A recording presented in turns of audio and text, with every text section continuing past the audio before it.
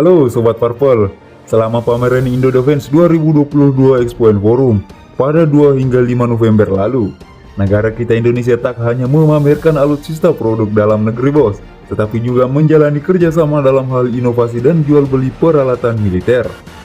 Salah satunya adalah pembelian alutsista dari produsen senjata yang cukup ternama di dunia, yaitu Roketsan. Lantas, artileri apa yang akan dibeli Indonesia dan dari negara mana produsen Roketsan itu? Setelah ini kita bahas bos.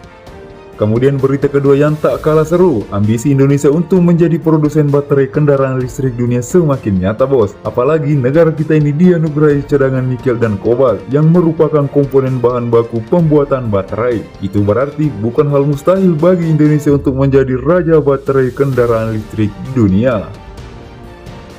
Cita-cita Indonesia menjadi raja baterai kendaraan listrik dunia kini semakin dekat.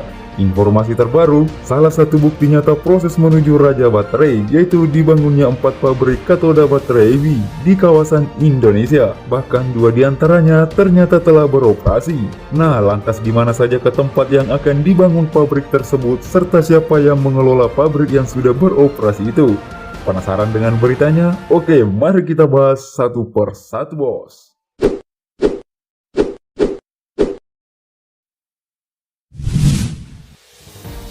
Oke, kita akan bahas beritanya satu per satu bos. Dalam Indo Defense 2022, Indonesia tampak semakin mesra dengan Turki.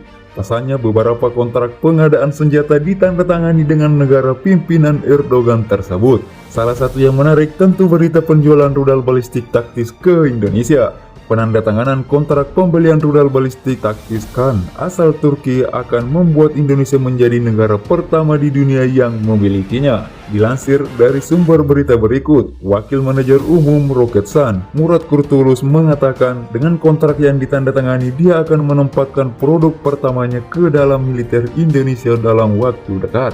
Nah bos, kok bisa Indonesia tertarik dengan rudal Kan milik Turki ini? Yuk kita bongkar aib rudal Kan ini. Ternyata Kan merupakan rudal yang bisa diluncurkan dari peluncuran roket multibarel dari atas kendaraan penggerak dengan 8 roda. Media peluncuran Kan juga bisa disesuaikan dengan keinginan pengguna, serta bisa dari kendaraan taktis lain jenis apapun kecuali mobil pick-up kalian.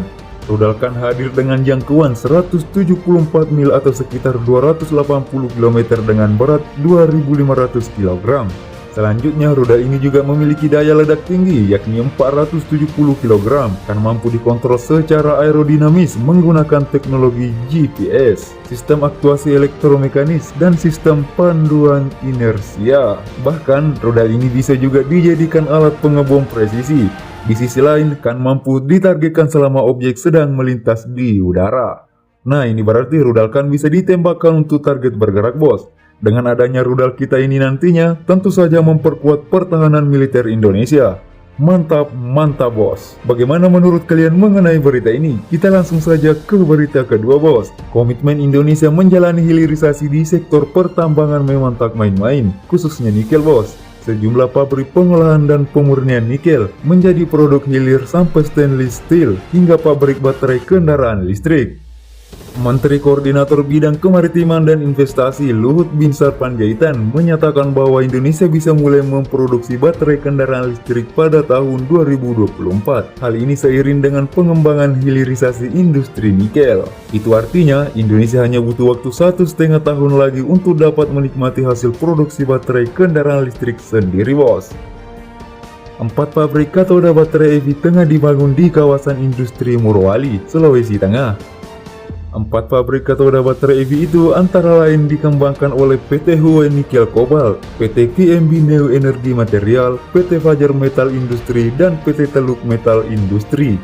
Adapun total kapasitas produksi katoda baterai EV dari keempat pabrik tersebut yakni mencapai 240.000 metrik ton nikel kobalt dan nikel sulfida. Dari keempat pabrik tersebut, 2 pabrik ternyata telah beroperasi, yakni yang digarap oleh PT Hue Nikel Kobalt dengan kapasitas produksi katoda 70.000 ton nikel kobalt per tahun, dan PT QMB Neo Energi Material dengan kapasitas 50.000 ton nikel sulfida dan nikel kobalt per tahun. Dikutip dari sumber berita berikut, dalam waktu beberapa pekan ini Indonesia akan meresmikan pembangunan pabrik baterai kendaraan listrik di Morowali, Sulawesi Tengah. Deputi Bidang Investasi dan Pertambangan Kemenko Marves Septian Herioseto. Ia menyatakan bahwa sekitar tanggal 21 sampai 22 November ini pemerintah akan meresmikan pabrik baterai listrik di Morowali.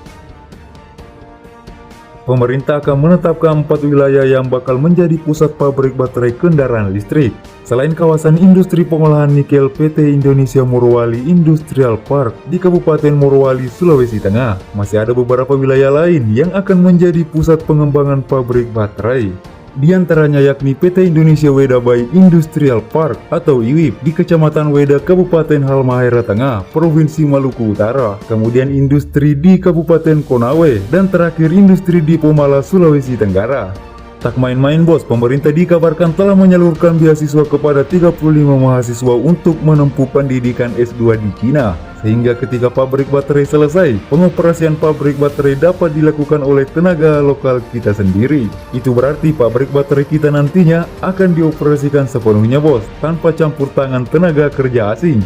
Bapak Seto pun mengatakan bahwa sudah ada 35 orang yang disekolahkan S2 untuk kemudian dia bisa kembali bekerja dan operasikan pabrik bahan baku baterai yang teknologinya tidak banyak negara yang menguasai, dan ini mereka akan mengirimkan batch 2 lagi. Jadi saya kira ini mungkin yang belum banyak diketahui dan perlu diluruskan, kata beliau.